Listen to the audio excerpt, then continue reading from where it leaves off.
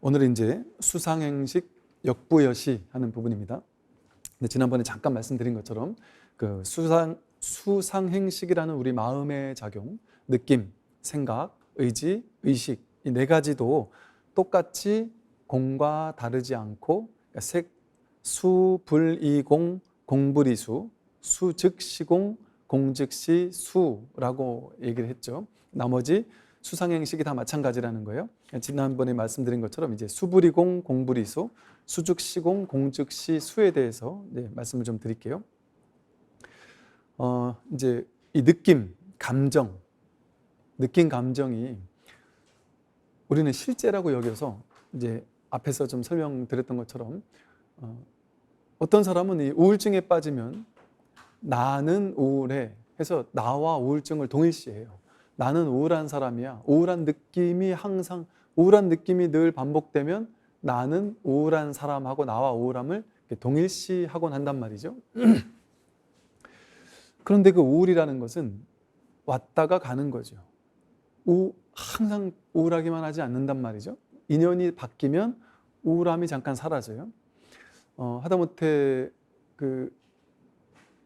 돌아가신 가족 중에 누군가가 부모님이 예를 들어 돌아가셨잖아요. 돌아가셔서 장례를 치를 때조차 그러면 느낌이 우울한 느낌이잖아요. 괴로운 느낌이고 서글픈 느낌이어야 되잖아요.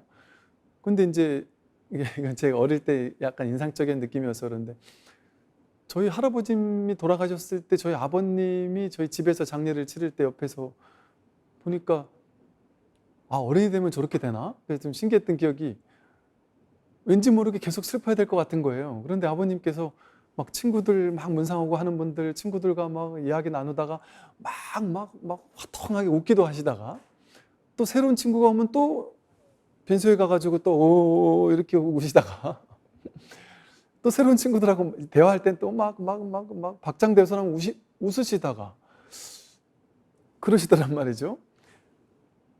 이게 본래가 이런 거죠. 그 감정이라는 건 인연 따라 왔다가 인연 따라 가는 거죠.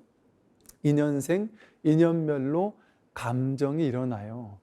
지난번 잠깐 말씀드린 것처럼 손에 누군가가 이렇게 뭔가 만졌는데 이건 만진 것은 좋은 느낌도 아니고 싫은 느낌도 아니지만 좋아하는 사람이 만지면 좋은 느낌이고 또 내가 좋아하는 사람이 만진 줄 알고 혼자서 되게 기뻤어요, 속으로. 그랬는데 나중에 눈을 떠보니까 그 사람이 아니고 이상한 사기꾼이었다. 그럼 엄청 충격적이겠죠, 그죠? 실제 느낌의 진실이 뭔가를 한번 탐구에 들어가 보면 내가 여기서 집까지 더운 여름날 집까지 걸어간다. 그것은 실제 느낌으로 들어가면 어떠냐면 이렇게 한 발 내딛고 있고 나는 이 한 발 걷는 이 느낌, 이 알미 있고요.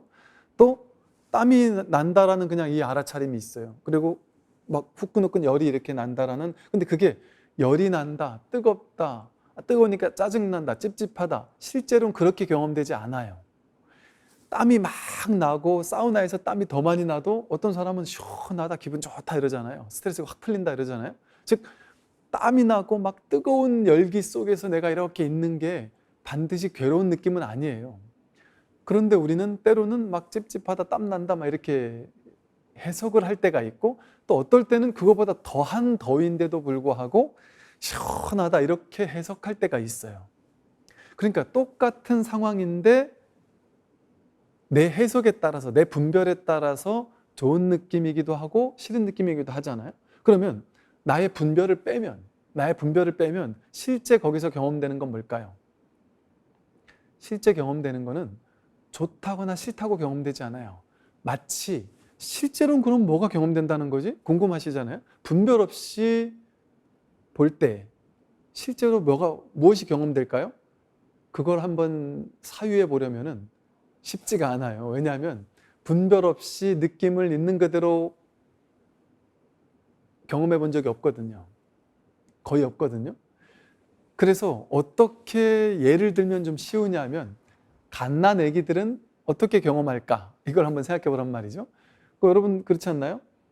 갓난 아기들은 여름에 막 덥잖아요. 근데 막 신나게 노는 게 있어요. 막 노는 게 재밌는 놀거리가 있어요. 그럼 막 땀을 삐질삐질 흘면서도 막 신나게 놀지 않나요? 막 내 더워가지고 막 짜증나 죽겠네, 못 놀겠네. 엄마 에어컨 좀 빨리 틀어봐. 이렇게 얘기하냔 말이에요. 깐난 애기가. 덥다 뭐 이런 생각이 별로 없잖아요. 그냥 놀 게 있으면 신나게 노는 거예요. 그 노는 거에 푹 빠져가지고 덥다 뭐 찝찝하다 이런 느낌이 없단 말이죠. 아까 말했던 것처럼 손에 누가 터치를 하더라도 그냥 갓난 애기는 그냥 이거예요. 실제 일어나는 감정은 어떤 거예요? 그냥 이거예요. 좋은 느낌도 아니고 싫은 느낌도 아니에요. 그냥 이거예요. 그런데 어른들은 뭔가 이렇게 올 때 눈을 떠서 쳐다봐서 이게 뭐지? 확인해서 분별한단 말이에요. 분별해서 자기식대로 분별된 느낌을 느끼는 거에만 익숙해 있어요. 실제 느낌은 관심이 없어요. 뭔가 이렇게 접촉이 있었을 때 누군지를 본 다음에 매력적인 사람이 내 손을 만졌다 하면 좋은 느낌. 그래서 지금은 좋은 상황이구나 하고 좋은 느낌을 느껴요. 그리고 그런 일이 실제 일어난다고 착각해요. 그건 내 분별이 만든 느낌이라는 허상인 줄 모르고 좋은 느낌이 실제인 줄 안단 말이에요. 또 이렇게 돼서 눈을 딱 떴더니 정말 그 산도적 같은 사람이, 내가 정말 싫어하는 사람이 내 손을 만지고 있다. 그러면 막 소름 끼치면서 괴로울 수 있단 말이죠. 그러니까 똑같은 느낌인데 그냥 있는 그대로의 느낌을 느끼지 못하고 우리가 해석한 느낌을 느끼는 거예요. 아까 여기서부터 집에까지 갈 때 느껴지는 느낌도 마찬가지죠. 덥다, 짜증난다 이런 것을 실제로는 느끼지 못해요. 있는 그대로를 있는 그대로 느낄 때는 덥다거나 짜증난다는 걸 느끼는 게 아니라 그냥 이 흘러내린다는 이 알아차림, 그냥 약간 열감이라고 우리가 이름 붙인, 실제를 만나려면 거기서 명과 상을 빼야 돼요. 명은 이름이고요. 이름 명자고요. 상은 모양이에요. 땀난다, 땀나서 짜증난다, 이게 다 이름이잖아요. 이름. 이 이름 개념을 뺀단 말이에요. 이름 개념을 내려놓고 또 모양. 우리는 여기 땀이 나고 찝찝할 때 나도 모르게 미세한 감각으로요, 내가 길을 걷고 있는데 이 주변 환경은 지금 엄청 더운 여름날이야. 더운 여름날인데 몸에 막 땀이 나고 있고 몸에 막 땀 때문에 땀 냄새도 날 것 같고 막 찝찝할 것 같은 이런 이미지를 그려놓고 그게 지금의 실상이라고 느낀단 말이에요. 그런데 진짜 실상은 뭐겠어요? 내가 땀나면 어쩌지? 그래서 남들이 나를 좀 안 좋게 보면 어쩌지? 하는 건 자기 생각이 해석한 왜곡된 현실이잖아요. 정말 실상은 그렇게 이름과 모양으로 경험되지 않죠. 어떻게 경험되는 줄 아세요? 그냥 맨 느낌, 맨 감각, 그것이 알아차려질 뿐이에요. 그러니까 즉 가만히 우리가 관찰해보면 분별 없이 지관이라고 부르죠. 멈출 지자, 볼 관자. 분별을 멈추고 있는 그대로 보게 되면 실상을 보게 된단 말이에요. 그러면 어떤 것을 보게 되느냐? 실제 좋은 느낌이 있고 싫은 느낌이 있고, 좋은 느낌은 내가 더 취하고 싶고 싫은 느낌은 밀쳐내고 싶고, 좋은 느낌을 더 느끼고 싶은데 못 느낄 때 괴롭고, 싫은 느낌을 밀쳐내고 싶은데 자꾸 올 때 괴롭고, 그렇게 좋거나 싫거나 행복하거나 괴로운 그것이 실제라고 여기는데 그걸 경험하지 않아요. 지관을 통해서 있는 그대로를 있는 그대로 본다면 그걸 정견이라고 하죠. 정견에서 보면 어떻게 경험되느냐? 더워서 짜증난다 이렇게 경험되는 게 아니고 그냥 이 열감이라고 이름 붙인 어떤 것이 알아차려지는 거예요. 그런데 그 열감은 좋은 것도 아니고 싫은 것도 아니죠, 사실. 왜냐면 우리 어떨 땐 땀날 때 좋다 하고 어떨 때는 싫다 이러잖아요. 그러니까 이거는 분별이었잖아요. 땀나니까 찝찝하다, 뭐 좋다 이런 거는 분별이었단 말이에요. 그냥 이 열감이라고 이름 붙이는 어떤 상황이, 어떤 경험이 그냥 감지될 뿐이에요. 알아차려질 뿐이에요. 그 알을 알 뿐이에요. 그냥 통찰하게 될 뿐이란 말이죠. 그러니까 즉 내가 느끼는 그 느낌의 진실은 좋은 느낌이거나 싫은 느낌으로 분별되는 느낌이 아닌 거예요. 그냥 맨 느낌을 알아차릴 뿐인 거예요, 사실은. 그러니까 진실로 들어가면 매 순간 이 알아차림, 매 순간 이 텅 빈 좋다거나 싫다라고 해석되기 이전에 좋은 것도 아니고 싫은 것도 아닌, 뭐라고 이름 붙일 수 없는, 해석할 수 없는, 이걸 이름에서 공 이렇게 했단 말이에요. 공. 이 공이라는 건 내가 딱히 뭐라고 이름 붙일 수 없다는 거예요. 좋다거나 싫다라고 해석할 수 없다는 거예요. 명과 상으로 해석하기 이전에 있는 그대로란 말이에요. 어떤 걸로도 모양 지어지지 않은, 모양 짓기 이전이란 말이에요. 텅 빈. 그러니까 무한한 가능성이죠. 그런데 그 가능성 속에서 우리는 분별을 통해서 똑같은 상황을 좋다라고 해석하고 싫다라고 해석하고, 좋은 느낌, 싫은 느낌이라고 분별을 하면서 왜곡해 왔단 말이죠. 자기가 그 왜곡된 감정을 실제 감정인 줄 착각하며 살았단 말이죠. 이렇게 해서 설명을 했단 말이에요, 제가. 그러면 여러분들은 느낌, 감정이 나는 실제인 줄 알았는데, 나는 이 찝찝한 느낌이 진짜 기분 나쁜 느낌인 줄 알았는데, 이거 기분 나쁜 느낌이 아니었구나. 내가 그렇게 착각해가지고 집착해 왔었구나. 이 사실을 자각하게 된단 말이에요. 즉 수, 불, 이, 공을 자각하게 돼요. 수는 공과 다르지 않구나. 느낌, 감정이라는 게 내가 그 감정에 막 휘둘리는 사람 많잖아요. 내가 싫어하는 상황이 오면 막 화가 나고 막 분노하고 막 감정에 끌려다니는 사람들 많잖아요. 어떤 사람은 층간소음이 올 때 꿍꿍하는 소리만 들려도 막 감정이 막 회오리치는 사람들이 있단 말이죠. 그러면 수, 불, 이, 공이라는 걸 확인하게 되면 이 느낀 감정이라는 게 갓난아기처럼, 갓난아기가 꿍꿍대면은 화를 버럭내면서 저 윗집에 저놈 누군지 아니면 내 앞에 데리고 와라라면서 막 화를 내겠냔 말이에요. TV에서 나오는 소리나 거기서 나오는 소리나 뭐 다를 게 있겠어요. 그리고 실제 누가 그러더라고요.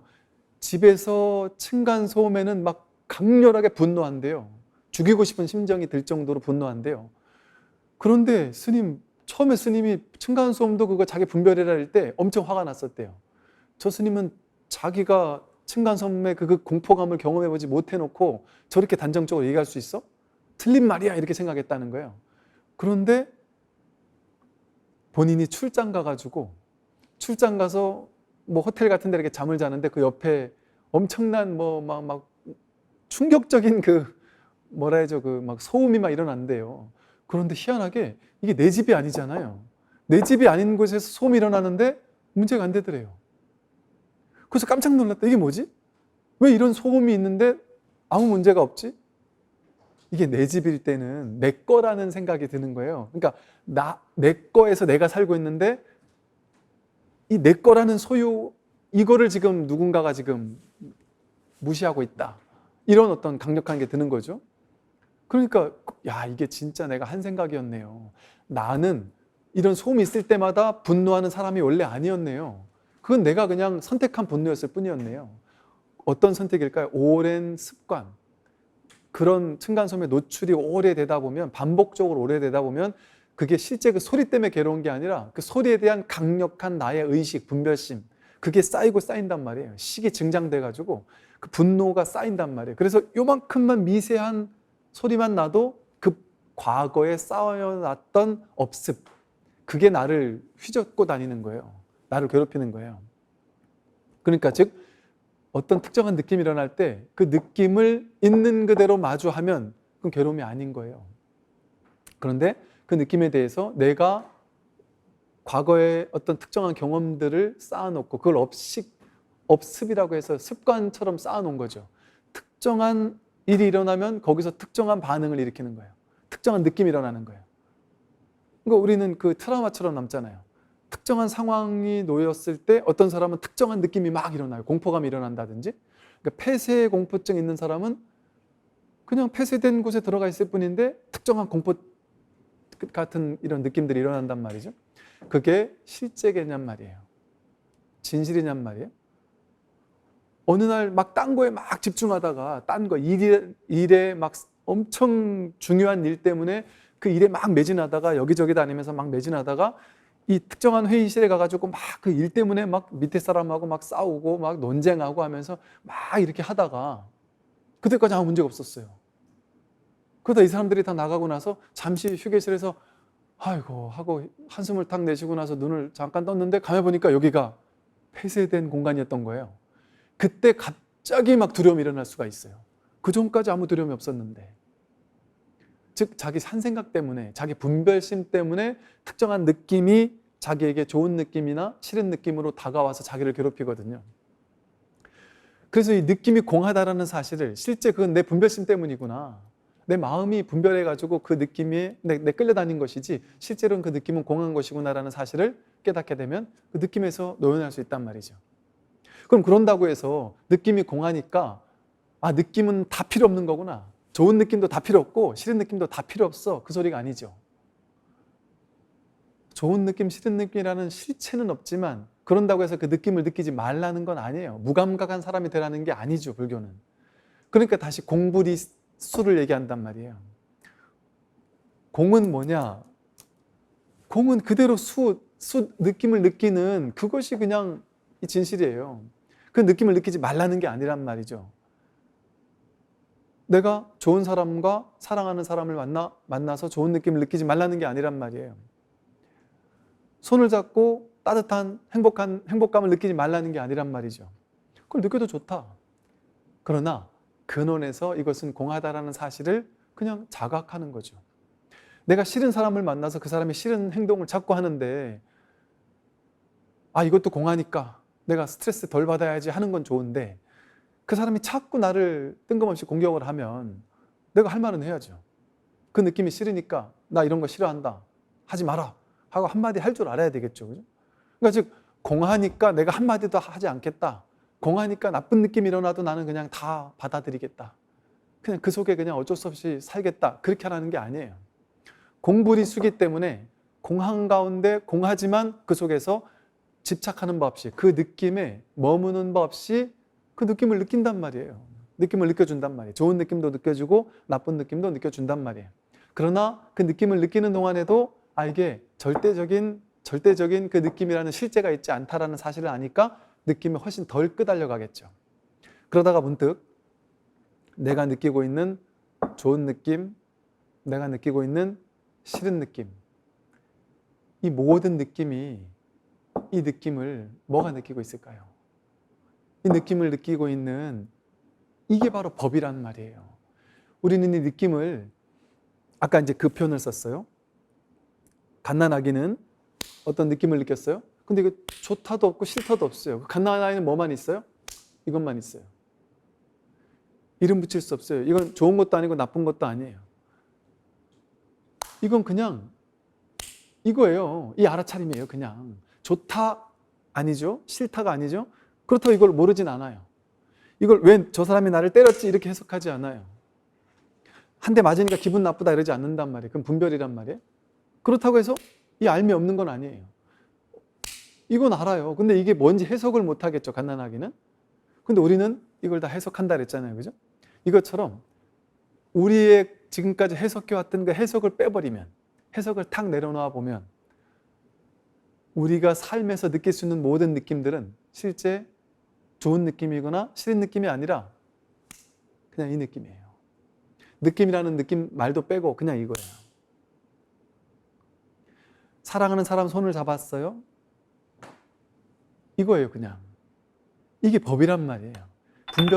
분별을 빼면 사랑하는 손을 탁 잡고 있는 이거란 말이에요. 이게 법이란 말이에요. 그러니까 육조 스님께서 그 도명상좌가 찾아와서 저에게 법을 알려주십시오 했더니 육조 스님이 그랬단 말이에요.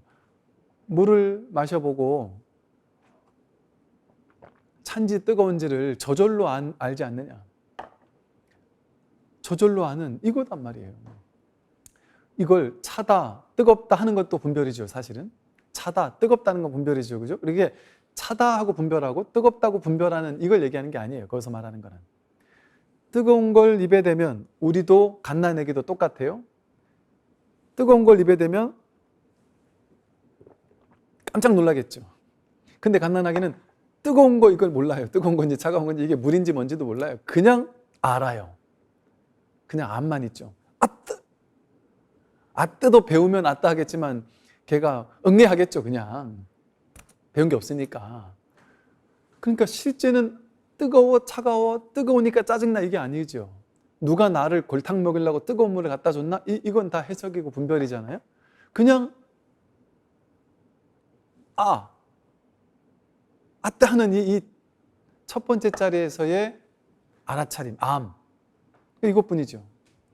이걸 이제 선에서 하는 말로 말하면 공적 영지심이에요. 공적, 텅 비었단 말이에요. 공하단 말이에요. 공적하다. 공에서 적적, 고요하단 말이에요.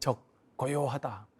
즉, 이 느낌은 좋은 느낌도 아니고 싫은 느낌도 아니란 말이에요. 텅 빈 느낌, 뭘로 해석할 수 없는, 있는 그대로 텅 빈 공한 거예요. 그런데 영지, 소수영령하게 안다. 왜 소수영령하게 안다고 했느냐? 분별해서 아는 게 아니라 그냥 아니까. 차고 더운 줄 그냥 아니까. 너무 뜨거워도 갑자기 이렇게 알 거예요. 너무 차가워도 그냥 알 거예요. 그러니까 느낌의 진실은 느낌에 있지 않아요. 느낌은 공에서 느낌을 분별해서 쫓아가면 좋은 느낌이거나 싫은 느낌이거나 그저 그런 느낌 이렇게 분별되는데 그 느낌의 실상을 짚어보면 수, 즉, 시, 공입니다. 느낌이 곧바로 공이에요. 공적 영지한 이 진실이란 말이에요. 느낌에서 곧바로 이 진실이 확인된단 말이에요. 느낌에서 진짜 본래 면목이 확인된단 말이에요. 진짜 자기가 확인된단 말이에요. 아떼 하는 이게 법이란 말이에요.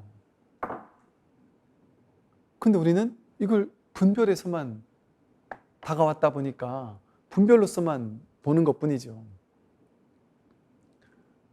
그래서 우리가 느끼는 모든 느낌은 사실은 느낌을 두 번째 화살, 분별을 그 느낌에 개입시켜가지고 우리는 내가 그림 그려놓은 어떤 특정한 느낌으로 그림 그려놓은 그 그림, 이미지, 이걸 금강경에서는 상이라 그래요. 상. 그 상을 가지고 삶을 느껴요. 상을 통해서 재해석해서 삶을 느낀단 말이에요. 그러니까 예를 들어 여러분 이래요. 나는 가난해. 나는 가난해서 우울함을 느껴. 나는 가난을 느껴. 이런단 말이에요. 실제로 우리가 가난을 느낄 수 있을까요? 가난을 느낀다고 할 때 실제는 가난은 느낄 수 없어요.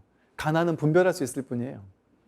가난하다라는 생각을 가지고 가난해서 우울하다라는 느낌을 만들어내가지고 자기가 생각으로, 이미지로, 그림으로 만든 상, 가난하다라는 상에 내가 사로잡혀 있을 뿐이에요.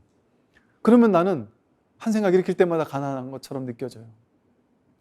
막 뜨거운 느낌이 일어날 때 우리 집은 가난해서 에어컨도 없고 에어컨도 마음대로 못 틀고 그 생각과 느낌이 같이 일어나면서 분별해가지고 가난, 이런 어떤 분별의 가난이 나를 괴롭히기 시작하는 거란 말이죠. 그게 다 분별심이죠. 덥다고 해서 뜨겁다고 해서 무조건 가난한 게 아니잖아요. 실제 느끼는 거는 그런 분별을 느끼지 않아요. 가난은 우리는 느낄 수 없어요, 사실은. 가난이라는 건 우리가 분별했을 때만 일어나는 분별심이거든요. 실제로 들어가면 가난을 느끼는 게 아니에요. 뜨거울 때 뜨거움을 느끼는 거고, 돈이 없어서 내가 음식을 비싼 거 못 먹는다. 그러면 한 생각 분별하면 나는 볼품없는 맛없는 음식만 맨날 먹구나, 가난해서 비참하다. 생각이잖아요. 분별이잖아요. 실제 경험하는 건 그냥 이렇게 씹을 때의 이 감각, 이 경험, 이 맨 경험, 여기에 가난이 있어요? 밥을 씹고 있는데 이게 뭔 가난이 있어요, 여기에. 그냥 씹고 있는 이 뿐이지. 그렇지 않습니까? 여기 뭐 부자나 가난이 있습니까? 똑같은 고기에다가 고기를 그냥 이렇게 불에 그냥 꺼서 이렇게 먹는다. 그러면 가난한 거고, 이 고기에다가 온갖 가공된 이 육질을 연하게 하기 위한 온갖 막 조미료, 별의별 거에 막 넣어가지고 오래 숙성을 시키고 뭐 어쩌고 저쩌고 뭐 조미료 같은 걸 넣고 무슨 소스를 넣고 해서 비싼, 서울의 한복판에 비싼 그 고깃집에서 스테이크 이래가지고 옷 멋있게 입은 셰프들이 와가지고 다 갖다 날라주고서 그럼 이거는 막 몇만 원, 몇십만 원을 하면서 그거는 부자들이 먹는 거 이럴 거 아니겠어요? 그런데 이 부자들이 먹는 비싼 스테이크는 엄청 가공됐잖아요. 있는 그대로의 고기를 엄청 가공시켰잖아요. 이게 더 건강하겠어요? 있는 그대로 고기가 더 건강하겠어요? 이처럼 우리는 분별에서는 온갖 세상이 가난도 있고 부자도 있고 기분 나쁜 것도 있고 기쁜 것도 있고 똑같이 누가 나한테 욕을 했는데 내가 분별하면 더 분노해요. 내가 내 마음속에서 저 사람 나와 경쟁자야 라는 생각을 하고 나면 그 사람이 나한테 한마디 한 것뿐인데 더 분노할 수도 있어요. 그거는 내 생각이 만든, 내 분별이 만든, 내 마음이 만들어낸 모양의 세계잖아요. 모양의 세계. 가상현실이란 말이에요. 우린 이렇게 색수상행식을 가지고 자기 분별심을 가지고 가상현실을 만들어서 상으로, 모양으로 가상현실, 이미지로 만들어 놓고 그 이미지의 세계를 경험하고 이미지의 가짜 세계 속에서 느끼는 거예요. 좋은 걸 느끼고 싫은 걸 느끼고. 그런데 그 이미지를 내려놓고 상을 내려놓고 금강경에서 범소유상 계시허망 이러잖아요. 약견재상 비상직견열애. 모든 건 상으로 만든 거예요. 범소유상은 계시허망이에요. 허망하단 말이에요. 상으로 만든 모든 것들은. 약견재상 비상직견열애. 상이 아닌 줄 알면 모양으로 이미지로 만들어낸 그 이미지의 세계 속에서 노연하게 된다면 곧바로 열애를 버리라 이랬단 말이에요. 우리는 무언가를 느낄 때 열애를 봅니다. 근데 우리는 열애를 보지 못하는 이유가 그 느낌을 있는 그대로의 느낌을 느끼는 것이 아니라 자기식대로 분별하고 해석한 그 가상현실 속에 사로잡혀서 그 가상현실의 느낌 속에서 울고 웃으면서 좋은 느낌, 싫은 느낌 속에 사로잡혀서 가짜의 허망한 거짓된 삶 속에 사로잡혀 사느라고 울고 웃으며 살 수밖에 없는 거예요. 우리 인생에는 좋은 것, 나쁜 것 속에서 취하거나 버려야 되는, 취하지 못해 괴롭고 버리지 못해 괴로운 그런 가짜 느낌에 속아 살아왔단 말이죠. 그런데 이 느낌의 실상을 깨닫게 되면 좋은 느낌이 일어나든 나쁜 느낌이 일어나든 좋다 나쁘다에 끌려가지 않아요. 어떤 느낌이든 느낌 그 자체가 진실이에요. 느낌이 자체가 진실이에요. 이게 법이에요. 거기서 상을 빼면, 그 느낌에서 상을 빼면, 분별을 빼면 약견 재상비상이면 직견열애예요. 어떤 느껴지는 이 느낌 속에서 법을 확인할 수 있단 말이죠. 그게 수 즉시 공입니다. 그리고 다시 공 즉시 수란 말이에요. 공은 그 느끼는 그것이 바로 공이에요. 내가 이 느낌, 좋은 느낌도 있고 싫은 느낌도 있을 때 이 좋은 느낌, 싫은 느낌, 이건 분별이구나. 분별이니까 나는 좋지도 않고 싫지도 않은 이 텅 빈 느낌, 공한 느낌, 그리로 가야지. 이제 나중에는 그리로 가야지도 사라진단 말이에요. 틈이 사라진단 말이에요. 어떤 느낌이 느껴지더라도 삶에서 어떤 느낌을 느끼더라도 그 느낌을 그대로 우리는 경험하면서도 거기에 끌려다니지 않는 거예요. 근원에서는, 깊은 안도감 속에서는. 근데 그런다고 해서 공즉시 수를 하게 한다고 해서 틈없이 모든 느낌을 100% 허용한단 말이에요. 그 속에 그냥 살아요. 그런데 그런다고 해서 이런 건 아니에요. 즉, 공즉시 수, 수즉시 공을 다 깨달으니까 깨달은 부처님은, 깨달은 사람은 느낌이 없겠구나. 느낌이 공인 줄 확실히 깨달았으니까 그런 사람들은 아무 느낌도 없을 거야. 누가 한 대 때려도 아프지도 않을 거야. 공하니까. 곧바로 공하니까. 맞은 즉시 공하니까 맞아도 안 아플 거야. 맞은 즉시 안 아파. 그게 부처라고 생각할 거란 말이에요. 사람들은, 그죠? 그게 아니란 말이에요. 바보가 되는 게 아니에요. 불교는. 그래서 이게 뭐냐면 느낌이 아예 없는 게 아니라 느낌을 느끼는데 느낌이 없는 거예요. 머무는 법 없이 마음을 낸다. 집착하는 법 없이 마음을 낸다. 이런 말처럼 있는데 있지 않은 거예요. 없는데 없지 않은 것이고, 그래서 이걸 중도적으로밖에 표현할 수 없다 그래요. 하되 함이 없이 한다 이런 말 들어보셨죠? 무위행, 부처님, 우리는 유위행을 하는데 부처님은 무위행을 하신다 이런 얘기 들어보셨을 거예요. 무위행이라는 게 뭐냐면 부처님은 무위라는 건 할 위자거든요. 함이 없다는 거예요. 함이 없는데 무위행이에요. 함이 없는데 하신단 말이에요. 부처님은 했는데 함이 없어요. 가는데 가는 게 없어요. 오는데 오는 게 없고 열에 여거 이러잖아요. 즉 가지도 않고 오지도 않는 게 아니라 가요. 근데 간 게 없고 오는데 온 게 없어요. 느껴요. 그런데 느낀 게 없어요. 이 대표적인 것이 부처님이 사리불과 목건년이라는 상수제자 두 사람이 먼저 열반에 들었을 때 부처님이 되게 외로움에 젖어들으셨어요. 아, 이 승가 제자들이 이렇게 많아도 사리불과 목건년이 먼저 떠나고 나니까 텅 빈 것 같구나. 너무 외롭구나. 그런데 더 신기한 것은 외로운 가운데 전혀 외롭지 않은 이것을 사람들이 알 수 있을까? 외로운데 외롭지 않구나. 괴로운데 괴롭지 않구나. 이렇게 말씀을 하시거든요. 부처님은 울지도 않고 웃지도 않고 괴롭지도 않고 외롭지도 않고 그런 돌 같은 존재가 아니란 말이에요.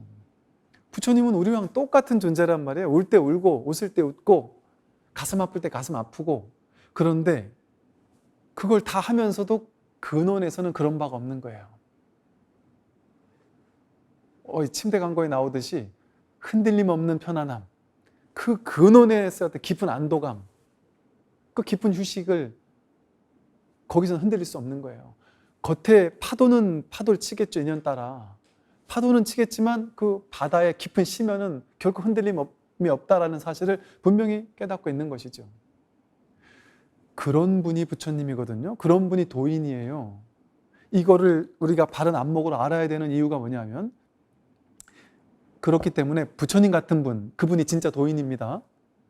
부처님처럼 눈물 나면 우는 분이 도인이에요. 배고프면 배고프다, 목마르면 목말라 죽겠다, 아프면 복통이 일어나서 아프다, 안 하나 빨리 물 좀 떠와라, 목말라 죽겠다니까 물 좀 떠와라. 그러니까 스님 지금 주변에 부처님 물이 없습니다. 아니 저 가면 저 개울에 물 있잖아요. 좀 전에 마차가 지나가가지고 너무 지저분해서 먹을 수 없습니다 그랬더니 야씨 그냥 떠와, 네, 그거라도 먹을 테니까 그런단 말이에요. 제자들이 6군 비구 17군 비구인가 해서 막 잘못을 많이 하는 제자들이 있었어요. 그러면 그들을 불러다 놓고 막 혼낸단 말이에요. 화도 내고. 우리와 똑같은 겉모습을 봤을 때 우리와 똑같단 말이에요.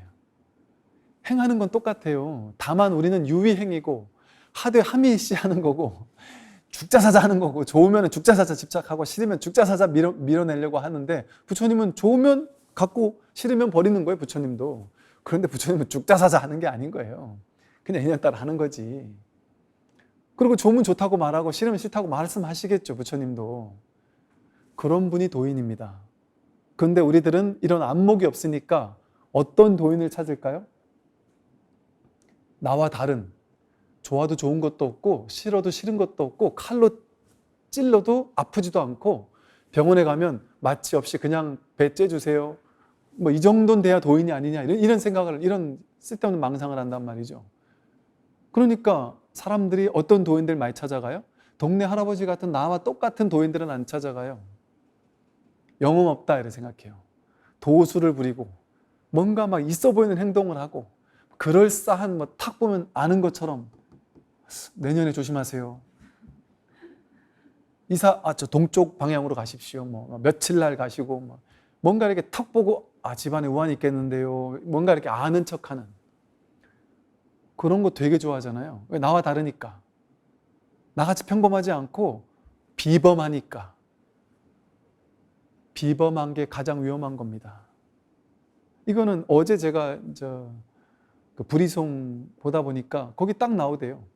진짜 공부를 제대로 한 대승보살은 육안을 가지고 있으면서도 눈밖에 없는데도 불구하고 세상에 전체가 확 통해 있단 말이에요. 진리에 확 통해 있다. 그런데 이승의 좀 삿된 수행자들, 어리석은 수행자들은 천안통이 열렸어요. 신통력이 열렸어요. 천안통이 열려서 천안이 열렸는데도 불구하고 천안통이 열렸으니까 벽 바깥에 뭐가 있는지 아는 거예요. 여기서 공양주 보살한테 오늘 점심 때 밥을 좀 몇 인분 더 하세요. 뜬금없이. 왜 그러지 싶어서 밥을 더 하고 나서 보니까 점심때 몇 사람이 온 거죠. 그런 걸 아는 거예요. 쉽게 말해. 신통력이 있어서. 그런 걸 보면 우리는 대단하다고 여기잖아요. 그게 대단한 게 아니란 말이에요. 벽박같이 보는 게 대단한 게 아니란 말이에요. 그러니까 어리석은 수행자들은 천안통이 열렸음에도 불구하고 가는 곳마다 막힌다 이래요. 이게 안목 있는 사람의 법문이에요. 진짜 공부인들은 벽밖을 못 봐요. 조조스님 같은 분들, 부처님 같은 벽밖을 못 본단 말이에요. 물론 볼 수 있을지도 모르겠지만 조조스님이 자신의 하루 12때를 시로 쓴 글이 조조스님의 12시가라고 있어요. 그 몇 구절만 들려드리면 이래요.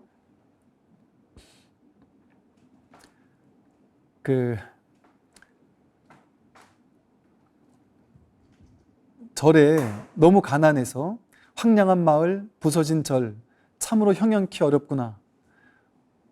공양해주는 사람 없는 건 그렇더라도 죽 끓일 한 톨의 쌀도 없구나. 출가에는 애증을 끊는다고 생각하니 무심결에 눈물이 난다. 눈썹 찌푸릴 일은 많고 마음에 맞는 일은 하나도 없고 참기 어려운 건 동쪽 마을의 거무튀튀한 늙은이가 보시 한번 가져오는 일이란 아예 없고 내 방 앞에다 나귀를 풀어놓아 풀만 뜯긴다. 이 조조스님 같은 분이 나를 도와주고 보시하는 사람이 아무도 없고 공양 하나 갖다 주는 사람도 없고 오히려 우리 절에 와가지고 풀이나 뜯어먹게 하고 그게 이렇게 막 실어 올린단 말이죠. 그리고 인근 사방에 밥 짓는 연기를 하염없이 바라본다. 부러운 거예요. 저 집은 밥을 해 먹는구나. 나는 밥 해 먹을 쌀도 없는데. 만두와 진떡은 작년에 이별했는데 오늘 생각해보니 공연히 군침만 돈다. 도인이라고 만두 먹고 싫고 이런 게 아니란 말이에요. 작년에 먹었던 그 만두와 찐빵이 너무 먹고 싶어 죽겠는데 그 생각만 해도 공연히 군침만 돈다. 이게 도인의 삶이란 말이에요. 마을에 100집을 뒤져봐도 좋은 사람은 하나도 없고 오는 사람은 그저 마실 차를 찾는데 차를 마시지 못하면 발끈 화를 낸다. 나한테 와서 절에 와서 보시하는 사람 한 명도 없으면서 오히려 스님한테 찾아서 끽다고 이렇게 차나 한잔 마시고 가라 이러잖아요. 그러니까 맨날 와서 차나 얻어먹고 간단 말이에요. 그리고 뭐 하나 차 줄 것도 없다 그러면 막 오히려 화를 내고 간단 말이죠. 머리 깎고 이 지경에 이를 줄 누가 알았으랴. 어쩌다가 청을 받아들여 촌중이 되고 보니 촌에서 중 노릇을 하고 보니 굴욕과 굶주림에 처량한 꼴 차라리 죽고 싶어라. 이런 식의 말을 쓴단 말이에요. 그냥 평범한 일상이에요. 연기 따라 인연 따라 그냥 이 평범하게 삶을 사는 거예요. 그러나 이 말이 그렇다고 해서 내가 막 정말 죽을 것 같이 막 자살하고 싶고 죽고 싶다 이런 게 아니겠죠. 우리와 똑같이 인연 따라 말하고 생각하고 행동하면서 한 바퀴 돌아서 완전히 제자리로 돌아와서 사는 거예요. 배고프면 배고프고 먹고 싶으면 먹고 싶고 굶주리면 뭔가 생각나고 나한테 못하는 사람이 있으면 짜증스럽고 우리랑 똑같지 않습니까? 우리와 너무 똑같지 않나요? 이게 조조 스님의 살림살이란 말이야.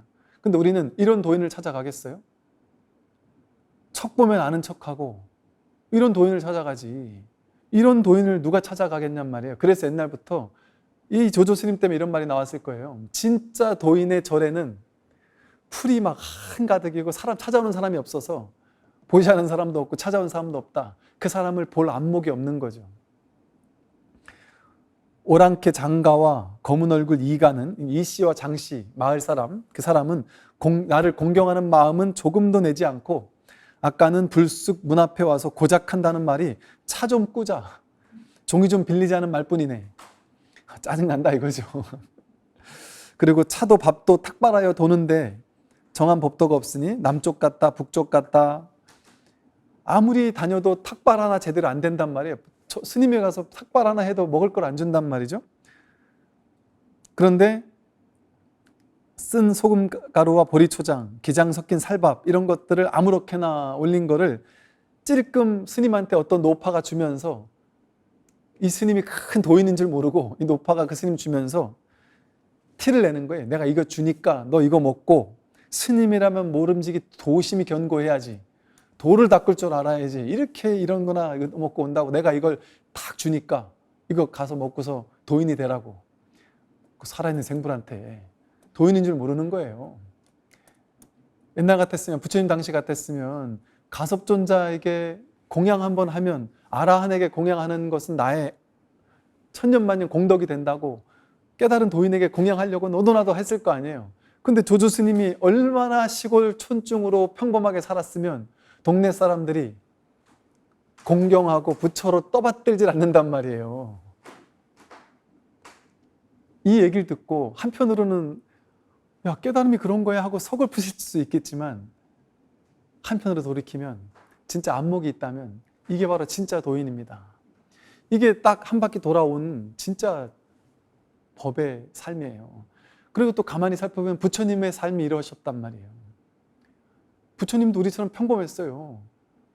썩은 음식 먹고 복통도 일어나셨고, 당신 가족들, 친지들이 전쟁이 일어나서 몰살당하기도 했고, 그래서 가슴 아프기도 했고, 부처님 제일 으뜸가는 제자가 외도들이 칼 맞아 죽었단 말이에요.